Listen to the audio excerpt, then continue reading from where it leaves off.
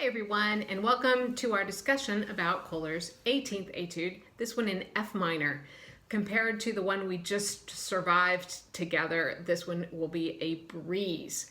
I wanted to start off by talking about how to practice. We've talked about a couple techniques to have in your toolbox. We talked about using rhythms, using repetition, coming up with alternate fingerings. But this week I want to talk about groupings that you think. So starting right off at the very end of this etude, I wanted to go through the very last line with you. This section is based on theme 1, so that's why I'm starting here. But if we practice this all tongued, we would realize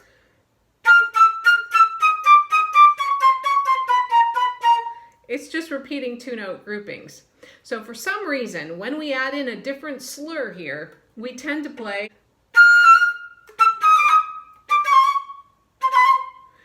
we move our quick fingerings too quickly, and our not quick fingerings take too long. So if you practice this entire theme thinking about one E and a, so the and a is the important part.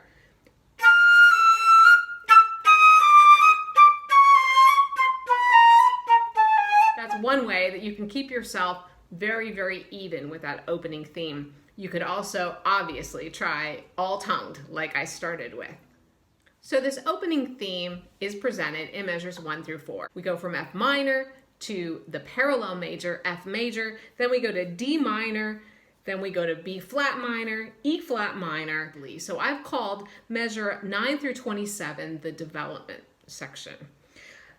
When I start off with a piece, I do try to break it into bigger sections so that I can focus on one section a day and feel accomplished. So the chord that we see in measure 11 of what I'm calling the development is a fully diminished 7th chord. The first appearance of a fully diminished 7th chord was actually measure 3, and that was a C sharp diminished 7th. In this case, we have a D sharp fully diminished 7th chords. These chords are a little magical.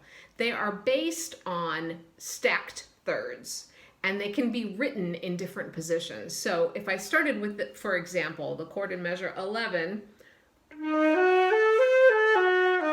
it's a D sharp diminished 7th. And the reason I know that is because if I lined it up, stacked it up as all space notes or all line notes, I could have D, F, A, C as my pitches. If, however, I respelled it, I could also call it, instead of starting on D sharp, I could start it on F sharp, F, A, C, then it would be called E flat. So I could respell the chord using enharmonic equivalence and come up with a different bottom note, which means I could head to a different place harmonically. This section benefits most from being practiced with rhythmic distortion. So holding first, the first note of every 4/16, then the second, then the third, through the entire passage. You could also do smaller groups, 2 measures at a time, doing that same thing. Another option would be to play forwards and backwards, just up the arpeggio.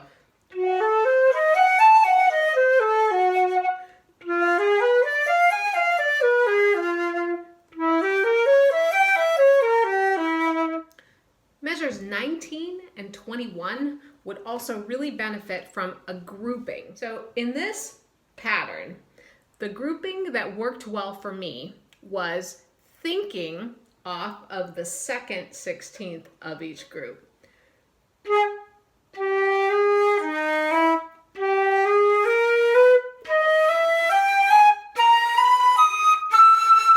I do always try to link into the next measure so that I am ready to go on eventually. And the same thing in measure 21.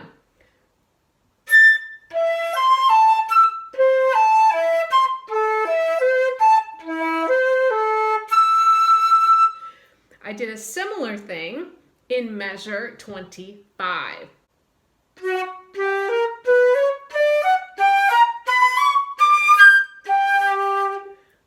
This grouping accentuates the pitches that are in that passage, which is G, B, D, G, B, D, which is the dominant chord. The passage before that, I also did rhythmic distortion in measure 24.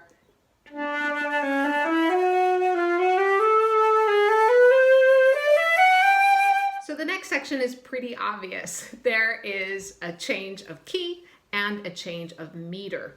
I kept eighth notes going throughout my practice of theme 1 and the development section into this section.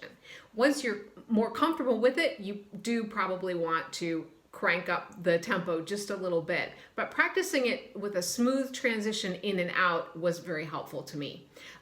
This section is in 8 measure groups. I spent a lot of time playing one group in one breath, so 8 measures at a time, and then trying to string together longer and longer groups. And so in this second theme section, which is measure 27 to 92, I did have a couple groupings that I found helpful. One was keeping the melodic motion continuing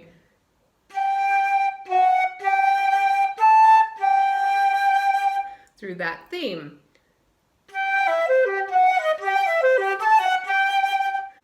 Measure 59 is a deceptive resolution of the cadence that happened before, meaning that we go to a minor 6 chord instead of back to tonic.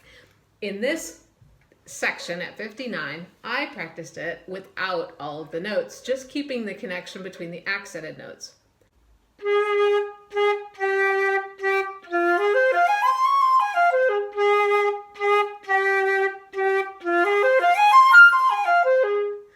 So I practiced each group of 8 measures at a time, first that way, then adding in all the notes. I also decided in measure 75 to not use B flat thumb, but in measure 82, I wanted to recommend that you play the second E natural with no pinky. That will help you avoid cracking the E. I found the last 10 measures before the recapitulation, starting in measure 83, to be pretty difficult. So I practiced these from the recap backwards. So I began with measure 89 and played that to the end. Then I added 2 measures, then I added 2 measures, then I added 2 measures until I had one big group. The rest of what I'm going to talk about today is scheduling your practice time. So practicing is very individual. We all need completely different things from a practice routine. I've been experimenting using an app a friend recommended. It's called Modacity. I just used the free version of that, but there are lots of ways to record your progress. At times, I've even taken a piece of graph paper and made a sheet so I could tick off if I hit all of my orchestral excerpts in one day or not. But there are lots of options. For this etude, I've broken it into these sections that I already talked about, and so I work that into a weekly routine.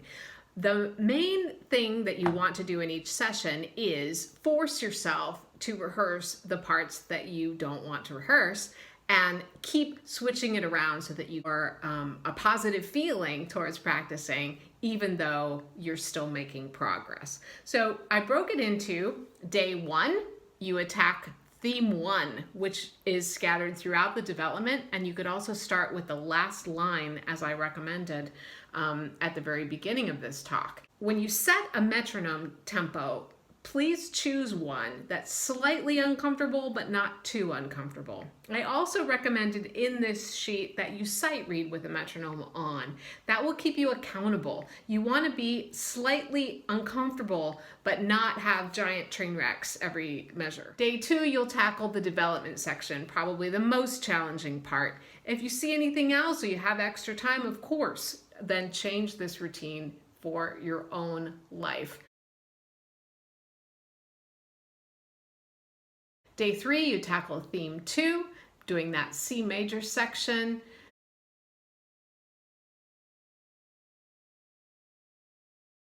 Day 4, you work on the flow, getting page 1 to flow through.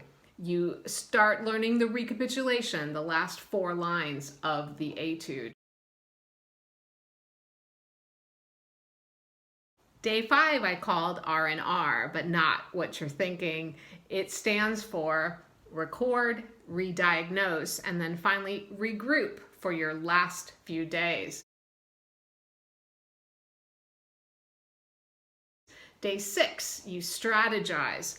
Lots of times as performing musicians, we run out of time before the concert and we have to come up with a way in our heads to regroup a section, try something new to see if you can crack the passage, figure out what will create some success. Sometimes it means leaving out a note. Sometimes it means at the very most difficult spot, you feel like you're playing it slightly under tempo, but it won't be audible that you're doing that.